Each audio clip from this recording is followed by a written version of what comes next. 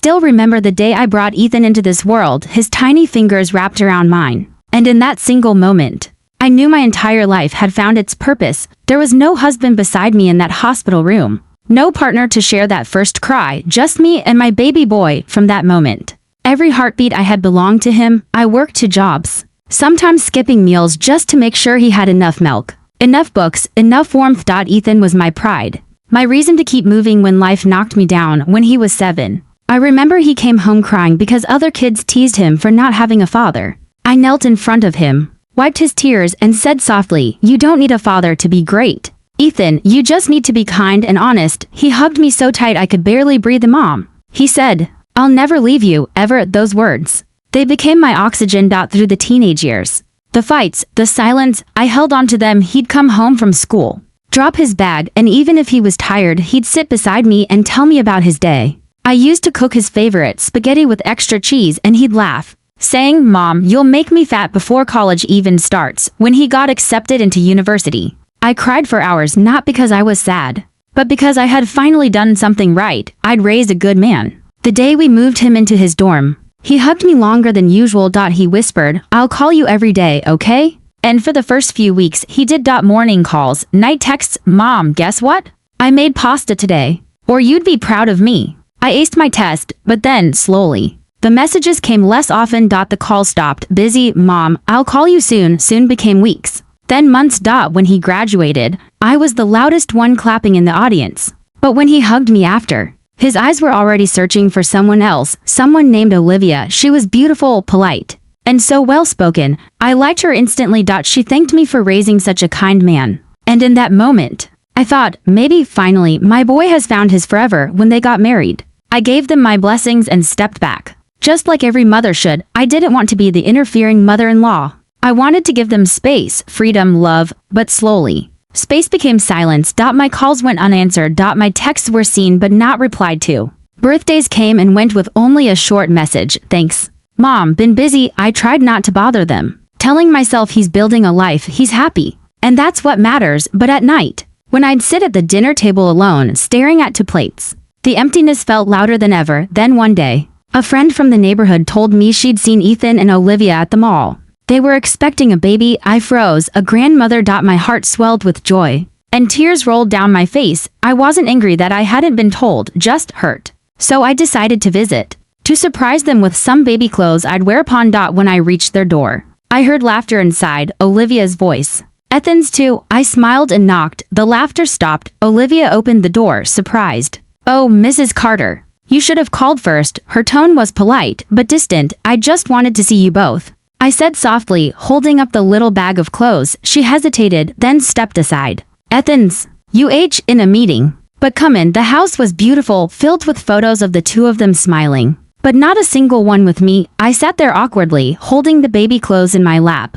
As Olivia poured me tea, "You're going to be a grandmother," she said finally, smiling. I nodded, tears forming. "I can't wait to meet the little one." But before I could say more, Ethan walked in. His eyes widened. Surprised, "Mom, you should have called." It felt like déjà vu, the same line his wife had just said. He hugged me quickly but didn't sit. "I was just in a meeting. Things have been crazy, Mom. You know how it is." I smiled, pretending not to notice the distance in his eyes. "Of course, dear. I just wanted to see you." We talked for 10 minutes, about work, the house, the baby, and then Olivia's phone rang. "It's the doctor," she said. Walking away, Ethan's phone buzzed next. "Mom, I've got to take this," he said, standing up. "We'll catch up soon, okay?" And just like that, I was left sitting alone in their living room, holding the tiny baby sweater I'd made. When I finally left, the cool wind hit my face like truth. My son, the boy who once promised never to leave me, had already forgotten me. As I closed the gate behind me, my phone buzzed. A message from Ethan. "Sorry, Mom, next time, okay?"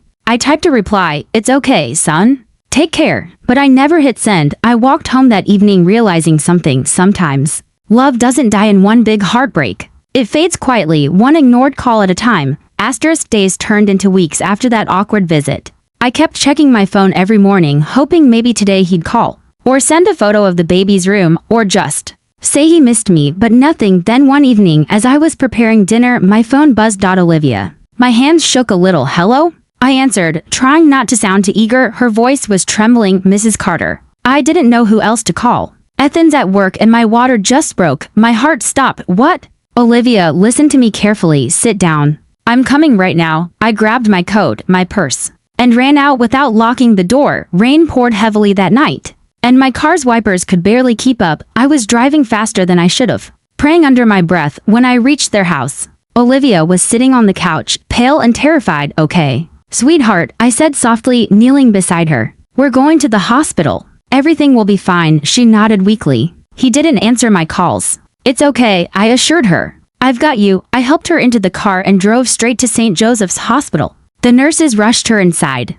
and within minutes, she was in the delivery room. I waited outside, drenched, shivering, my heart thudding painfully. Hours passed. The clock struck midnight. Still no sign of Ethan. Finally, a nurse came out smiling. Congratulations, Grandma.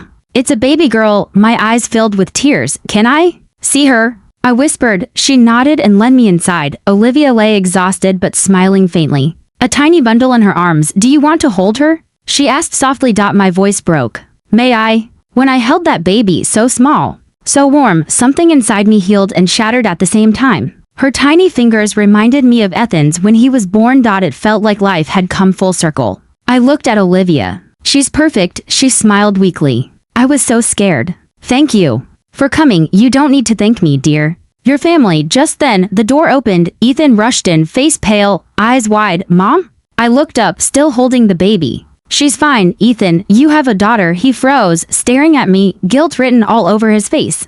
I got your voicemail, Olivia. I'm sorry. My phone was on silent. Mom, I didn't know you. I cut him off gently. It's okay. She's here. That's all that matters. He came closer, staring at his newborn daughter. Then, to my surprise, he whispered, thank you, Mom, for being here when I wasn't. Those words hit deeper than he knew. For years, I had longed to hear his voice soften again, to see that boy I'd raised peek through the man he'd become. We stayed there for hours. When Olivia fell asleep, I helped change the baby, taught Ethan how to hold her properly. He laughed awkwardly. Guess I'm not as good at this as you were. I smiled. You'll learn. You just have to listen to her. Babies tell you what they need, just not with words. At dawn, I left quietly. Before leaving, I placed a note beside Olivia's bed. You were brave tonight. Thank you for letting me be part of this moment, Mom. For the first time in years, I went home with peace in my heart. The next morning, my phone buzzed. A message from Ethan. Mom, can you come over later? Olivia wants to see you. When I arrived, Olivia was sitting up with the baby in her arms. She won't stop crying unless you hold her, Olivia said with a small laugh. I took the baby, and she quieted instantly. Ethan smiled. Guess she already knows her grandma. Those words, her grandma, felt like sunlight breaking through clouds. For the next few days, I stayed with them, helping around the house. Olivia seemed genuinely kind, and we started to bond. One night, while Ethan was rocking the baby, Olivia whispered to me, Mrs. Carter, can I tell you something? I nodded. When Ethan and I got married, she said slowly, I didn't understand what it meant to have a mother-in-law. My own mom passed away when I was little. I didn't know how to include you. And I think Ethan followed my lead. My throat tightened. You don't have to explain, dear. No, she said firmly. I do. You've done more for us than I ever realized. And I think Ethan forgot how much you gave up for him. I blinked away tears. He was young. Life moves fast. She smiled. Still, I'll make sure he never forgets again. That evening, I watched as Ethan cradled his daughter, humming softly. Olivia leaned against his shoulder. Exhausted but happy, I stood in the doorway. Quiet, unseen. My heart swelled, not with jealousy, but with gratitude, because maybe this was how it was supposed to be, not clinging to your child, but seeing him become a father himself. Still, as I turned to leave the room, I heard Ethan's voice. Mom? I froze. He looked up. Stay, please, don't go. For a second, time stopped, and then he said softly, I know I've been distant. I thought being independent meant being strong. But last night, when Olivia called you instead of me, I realized something. You've always been the one holding everything together. Even when I didn't deserve it. Tears streamed down my face. I walked over, kissed his forehead, and said quietly, I never needed you to be perfect, Ethan. I just needed you to remember I was always here. He hugged me, really hugged me, for the first time in years, and in that moment, every silent night, every unanswered call, every ache in my heart finally found peace. 2 weeks had passed since the baby's birth. The house finally felt warm again. Not just because of the little cries that echoed through the night, but because laughter had started to return. Ethan was changing diapers like a pro now. Olivia was slowly healing, learning the rhythm of motherhood, and I, for the first time in years, Felt like I belonged again, every morning. I made breakfast while humming softly. The smell of pancakes and baby lotion filled the air one morning. As I poured coffee into 3 cups, Ethan said, "Mom, I was thinking, maybe you should stay with us for a while. At least until Olivia fully recovers." I froze mid-pour. "Are you sure?" I asked, cautious. "I don't want to intrude," Olivia smiled. "It's not intruding, Mom. Honestly, I'd love that." Her words warmed my heart. For the first time in years, I heard her call me Mom. So I stayed. Days turned into a new routine. Morning walks with the baby stroller. Long talks with Olivia about recipes and lullabies. And evenings watching Ethan rock his daughter to sleep. I thought life had finally settled. Until they arrived. One Sunday afternoon, there was a knock on the door. Olivia looked up from the baby. "Oh, that must be my parents." Her parents, Robert and Lydia Thompson, lived in another state. I'd never met them before, but I'd heard stories. Wealthy, elegant, opinionated. When the door opened, a tall man with silver hair and a woman dressed like she'd stepped out of a magazine walked in. "Olivia, sweetheart," Lydia exclaimed, rushing to hug her daughter. Then her eyes landed on me though. She said with a polite smile, "And you must be Ethan's mother?" I stood, smiling nervously. "Yes, I'm Margaret." Her smile didn't quite reach her eyes. "It's lovely to meet you." Robert shook my hand stiffly. "We've heard a lot about you." I wasn't sure if that was a good thing. For the rest of the evening, they chatted about baby names, Olivia's recovery, and plans for a christening. I stayed mostly quiet, helping with dinner, trying not to feel out of place. But as the night wore on, I could feel Lydia's eyes watching me, measuring me. At one point, as I was clearing the table, I overheard her whisper to Olivia, "Sweetheart, you really shouldn't have your mother-in-law doing all this. She needs to rest too." Olivia replied softly, "Mom, she wants to help.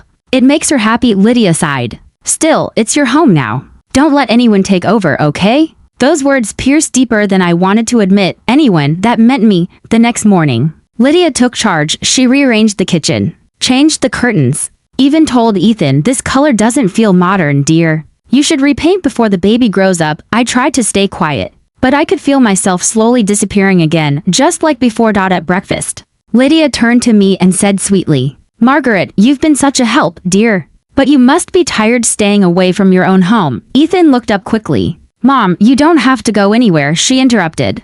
No, of course she doesn't have to. I'm just saying, she deserves rest. We'll take over for a while." I smiled faintly, pretending not to notice the tension under her words. Olivia looked uncomfortable but said nothing. That night, I packed a small bag quietly. Olivia came into the guest room, eyes teary. "Mom, please don't take it the wrong way. My mom means well. She's just protective." I smiled weakly. "I understand. Mothers always are." She hugged me tight. "You've been everything I needed. I'll miss you." And for the first time, I realized she really meant it. When I got home, the silence hit harder than I expected. The empty kitchen, the unused crib I had bought for the baby's visits, everything felt cold again. I tried to keep busy, gardening, reading, cooking meals for one. But every time I saw a mother pushing a stroller, I felt that ache again. Days passed, no calls, no visits. Until one night, around 10 p.m., my phone rang. It was Olivia. Her voice was shaking. "Mom, I didn't know who else to call. Please don't tell Ethan I called you.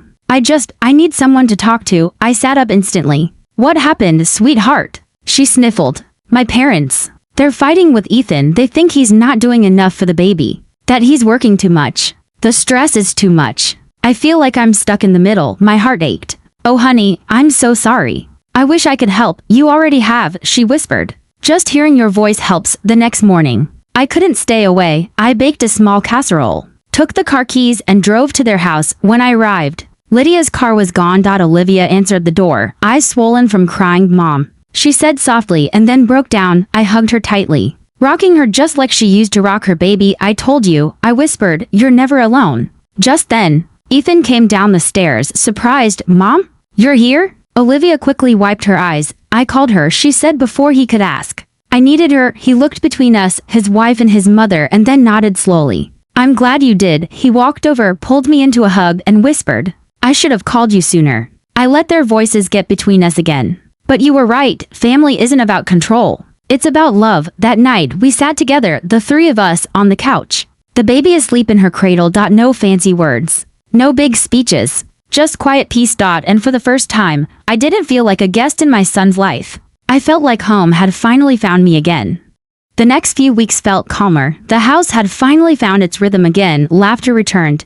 The baby cooed happily and Olivia seemed lighter. Even Ethan started smiling more, but deep down, I could feel something was still fragile, like a glass vase balanced on the edge of a table. One wrong move, and everything could shatter again. One morning, while I was folding baby clothes in the living room, Ethan came in with a hesitant smile. "Mom, I wanted to talk to you about something." I looked up. "What is it, dear?" He rubbed his hands nervously. "Olivia's parents want to visit again." For a few weeks, my fingers froze mid-fold. "Oh."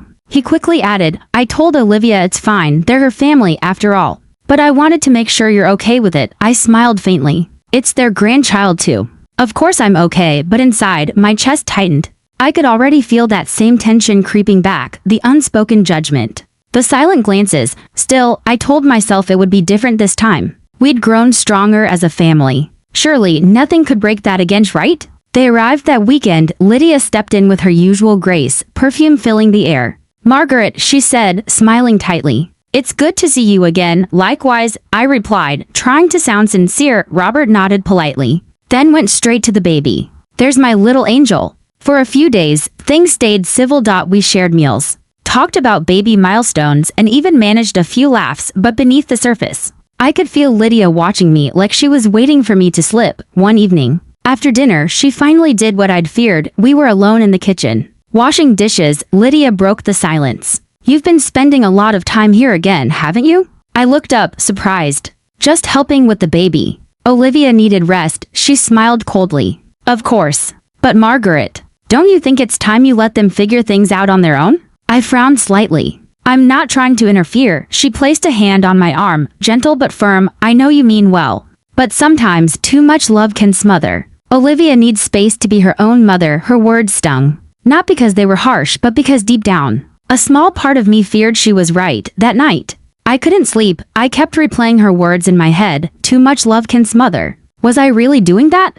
Had I become the kind of mother-in-law I used to complain about in others? Around midnight, I heard voices from the living room. Ethan and Lydia were talking quietly, but not quietly enough. "Mom, please stop," Ethan said, his tone low but tense. "You don't understand, Ethan," Lydia replied sharply. "Your mother is overstepping again." Olivia told me she feels pressured. My heart clenched. "Pressured? That's not true," Ethan said firmly. "My mom's been helping. She's the reason Olivia even got through those first weeks." Lydia sighed dramatically. "You're blinded by guilt. She abandoned you once, remember? Don't let her take over now that she feels guilty." I felt like the air had been punched out of me. I stepped back, silent tears rolling down my face, and returned to my room. The next morning, I made my decision when Ethan came downstairs. I handed him a folded note. "What's this?" he asked, frowning. "My way of saying goodbye," I said softly. His eyes widened.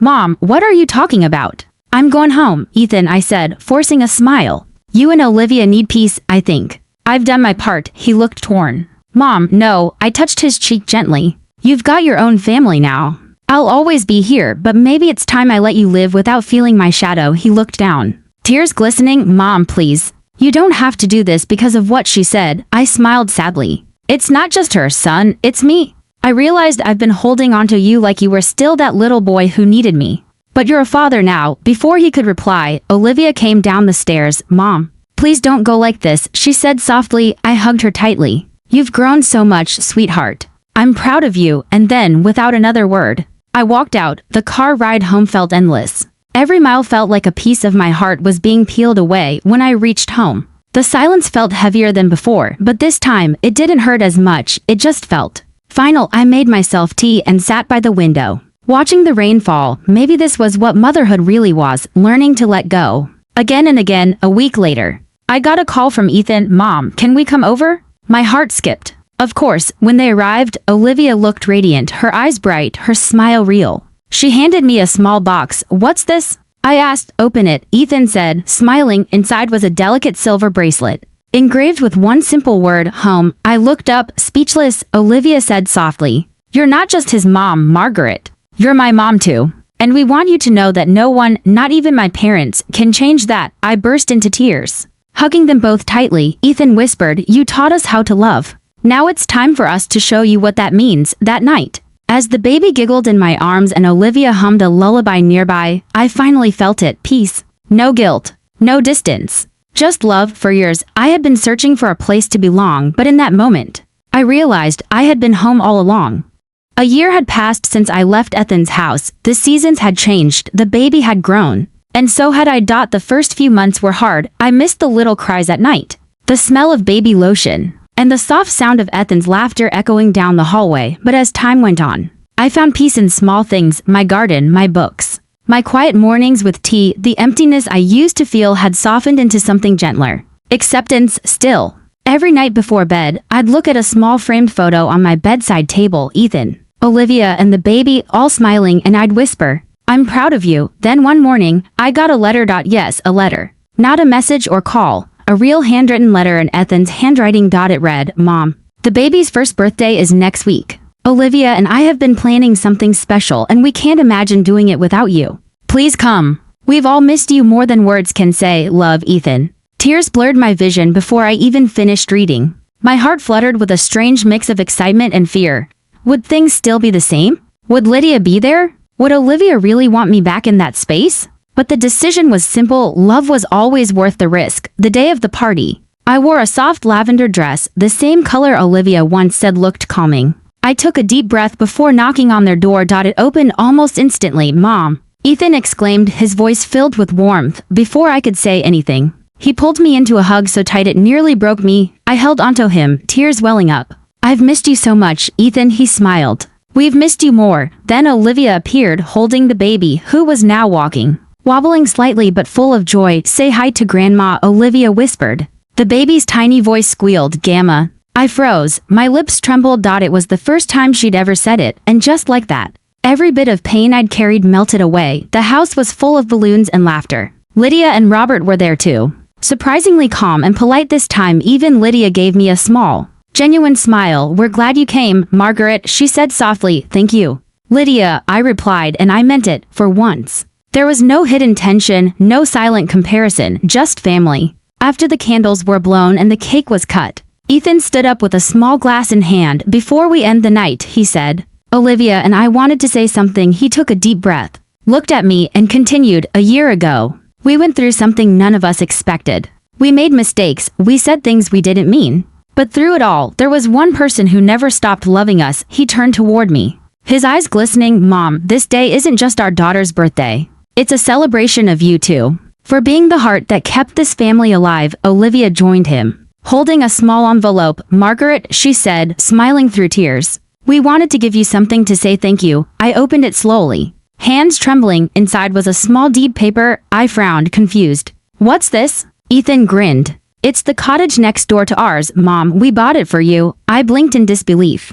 "You what?" Olivia nodded. "So you're close, but still have your space. The baby can visit anytime. We just want you near us again." I couldn't speak, my throat closed up, tears streaming freely now. "I don't deserve this," I whispered. Ethan stepped forward, placing his hands on my shoulders. "You deserve everything. You've given your whole life to others, Mom. Now it's time for us to give something back." Later that night, when the guests had left and the baby was asleep, we sat together on the porch. The warm golden light from inside spilled across the lawn, and the sound of crickets filled the quiet air. "Mom," Olivia said softly, "I need to apologize." I looked at her, surprised. "For what?" "For pushing you away. For letting my insecurities control me. You never did anything wrong. I was just scared." I reached over and held her hand. "Sweetheart, you were a new mother. You had every right to want to do things your way. I should have given you more space." She shook her head. "No, you gave me strength. I just didn't realize it back then." We both laughed softly through tears. Ethan, watching us, smiled.